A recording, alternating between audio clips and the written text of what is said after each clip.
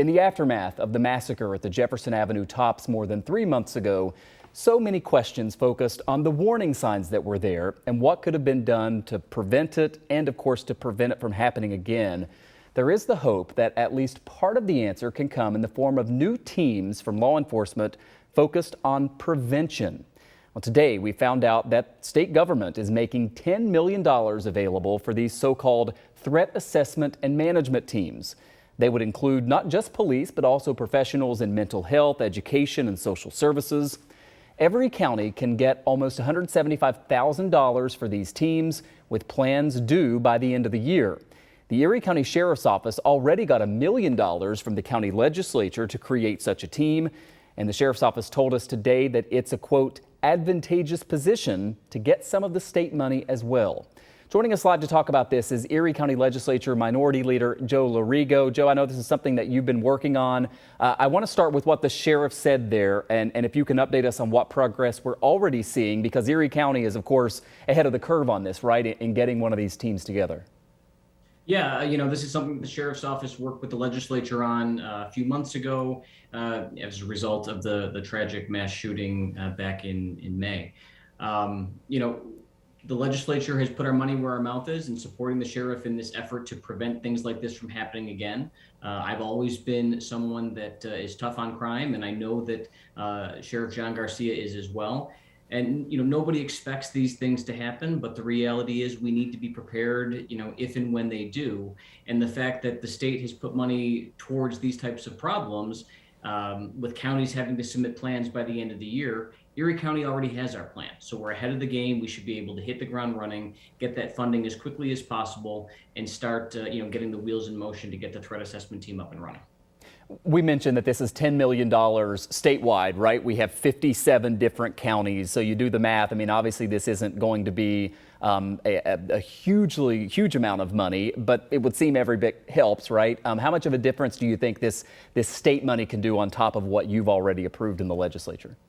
We put $670,000 towards the team earlier this year. If you do the math, I believe, from the state, we should be getting another $172,000.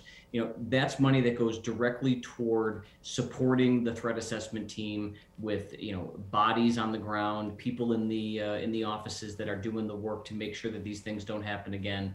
Every little bit helps. And, I was proud to support the initiative in the legislature, and I'll be proud to accept this money from the state. When we hear a threat assessment and management team, we immediately think of kind of the police aspect of that, which is hugely important. But as we mentioned here, and as the state has kind of stipulated, this is also to include mental health professionals, education, social service workers as well. How important is it, you think, as you've kind of studied this issue, to have that kind of team put together to work collaboratively on something like this? It's very important, and that's part of what the plan approved by the legislature is all about. It's not just having police. It's working with mental health professionals, working with school guidance counselors, teachers, school resource officers, all of those people that really are in the community and know what's going on with people, so that if there is a problem or a potential problem, we can intervene before something bad happens. You don't want to be sitting there, after another mass shooting and say, oh God, why didn't we know this was going to happen? Now we hopefully can say, look, this person has a problem. We're noticing some different things about him. We want to talk to that person, him or her, get them some help if necessary, and prevent any tragedies from happening again. And that's what we're trying to do.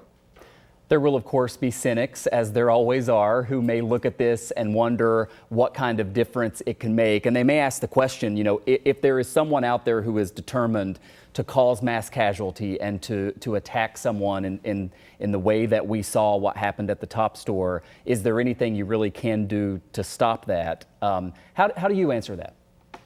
There's going to be cynics no matter what on, every single issue. But the fact of the matter is, 90,000 people have placed their trust in me to, represent their interests at the county level.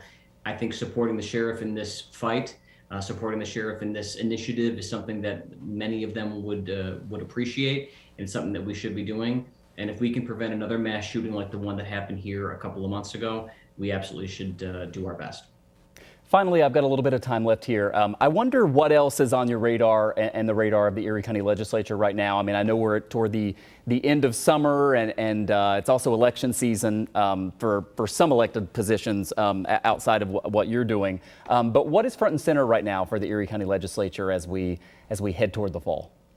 You know, right now we're actually on recess. We'll be back in September. But one of the things that we've been dealing with is the county just got a lot of money for the opioid epidemic, fighting that. We're allocating money to organizations in the community that can, help with that situation. We're always, at least I'm always trying to find ways to lower taxes. The county legislature majority did not want to lower taxes last year. But budget season is coming up, and when we get back, and I think it's a perfect opportunity for us to finally look at lowering the Erie County tax levy and providing real tax relief for every Erie County resident. Additionally, it's construction season. There are people out there who are dealing with road closures, potholes, those types of things. So we're always focusing on making sure that the infrastructure that we have here in Erie County is as best as it can possibly be, and responding to those sorts of needs. We're actually going to have a special edition of the town hall later this month on the opioid issue, because there is a opioid awareness day coming up, and I know that is so hugely important. In addition to what you talk about there with the construction season and getting roads paved, we've seen a lot of work happening around Western New York, but I know there's always more work to do, right? Joe Lorigo is the minority leader with the Erie County Legislature. Thanks for coming on and talking to us tonight. Have a good weekend. Anytime, Michael. You too.